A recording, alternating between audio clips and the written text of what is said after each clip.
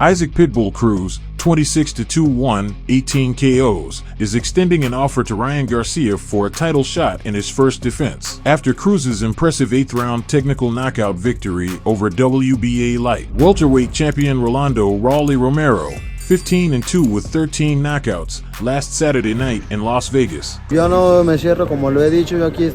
not about to dodge Ryan Garcia. I'm ready to fight him at 140 if he wants to. I'm ready, said Isaac Pitbull Cruz to Fight Hub TV's YouTube channel last Saturday night, letting Ryan Garcia know he's open to defending his newly won WBA light welterweight title against him next after his 8th-round knockout win over Rolando Romero. Cruz is extending this opportunity directly to Ryan.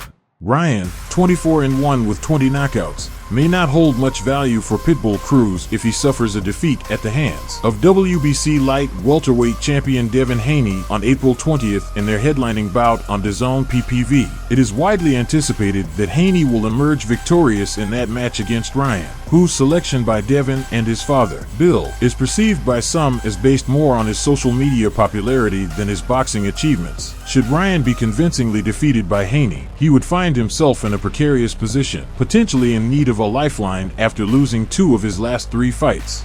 However, Pitbull Cruz's decision to face Ryan immediately after a loss to Haney could face public scrutiny. While it might be viewed as an act of generosity to offer Ryan another title shot under such circumstances, it wouldn't come as a complete surprise. Despite a loss to Devin, Ryan still boasts a substantial following of 11 million on Instagram, and he could leverage this fan base to drive sales for a potential bout against Pitbull on DAZN PPV. His followers are more than just boxing enthusiasts. They are influenced by Ryan's actions, opinions, and purchasing decisions, including his fights.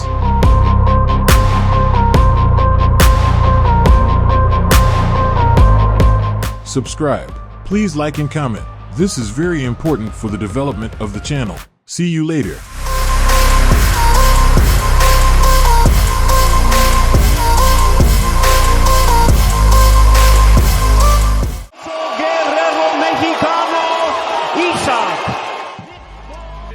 Isaac Pitbull Cruz, 26-2-1, 18 KOs, successfully achieved his goal of dethroning Rolando Romero, 15-2 with 13 knockouts, and seizing the WBA light welterweight title from him with an 8th-round technical knockout on Saturday night at the T-Mobile Arena in Las Vegas. Despite Wardley landing several solid shots, he couldn't phase Pitbull Cruz, who relentlessly pressed forward, striking whenever he could close the distance. Cruz's relentless pressure appeared to unsettle Romero, who began to physically and mentally unravel by the 4th round. From then on, Romero was mainly focused on avoiding a knockout and was effectively out of contention. Hola, ¿qué tal? Muy buenas noches. I fought with the intention to leave the decision out of the judges' hands, said Cruz. Mission accomplished. Early in the fight, Pitbull's left hand sent Wardley reeling, setting the tone for what was to follow. Wardley incurred a point deduction for holding in the 5th round, reflecting his consistent clinching throughout the bout. While Wardley attempted to evade Cruz with movement, his stamina dwindled as the rounds progressed. This lack of conditioning, compared to his previous bout against Ismael Barroso, may have been due to Wardley's indulgence in celebration and subsequent absence from the ring.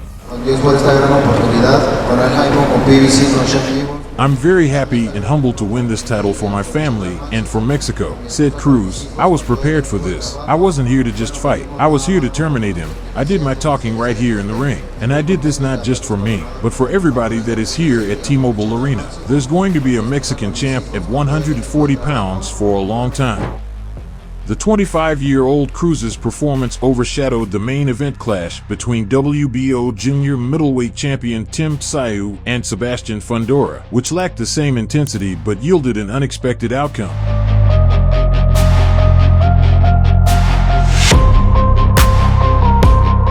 Subscribe. Please like and comment. This is very important for the development of the channel. See you later.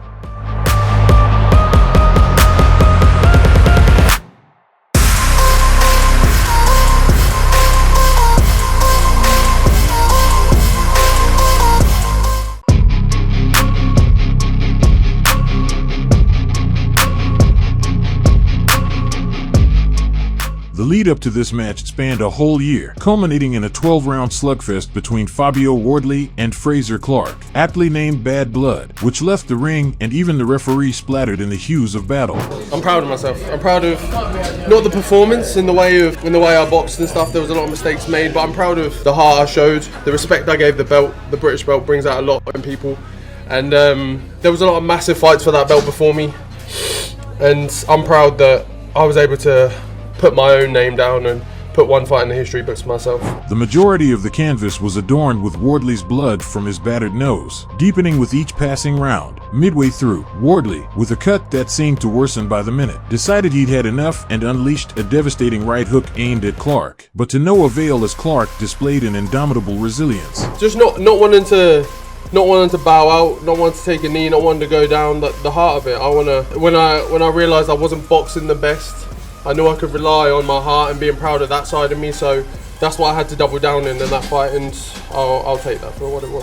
As the fight wore on, both fighters appeared weary, with the bell signaling a draw rather than a decisive knockout. Wardley narrowly retained his titles, both men leaving the ring nursing their injuries. The crowd's reaction was mixed, but the draw seemed fitting after such a grueling contest. Talk of a rematch lingered, promising another showdown in the future. That was a great fight, and he deserves a rematch. It deserves to be a clearer win. A lot of people will ask for it, and I don't think I'll be happy with my career moving on from that draw and just running away from it, so we can run it back, it's no problem. Fast forward to a relentless 36 minutes of combat, with Clarke unleashing punishing uppercuts and Wardley's face resembling a crimson mask. A notable moment occurred when Clarke awkwardly lost his gum shield. Despite their exhaustion, both fighters earned applause and respect from the crowd. I think it's hard because I was in the thick of it, so who knows really how to score it. I can imagine it was a hard fight to score, because if you look at the two of us side by side, he probably looks a lot prettier than I do right now. But yeah, that probably played in a factor, and that's my own fault. There's no blame to you put anywhere. It's on me. In a poignant moment, Clarke collapsed from sheer fatigue, while Wardley, though battered, retained his belts and exited the arena with dignity intact. Judges' scores were close, with 2 in favor of Wardley and 1 for Clarke, resulting in a draw. This bout may not be remembered for its finesse, but rather for its raw intensity, turning boxing into a brutal yet captivating spectacle. Nonetheless, both fighters earned admiration and a few stitches along the way. I love this game. I love what I do. I love my job, so I'm back to work soon. Subscribe. Please like and comment. This is very important for the development of the channel. See you later.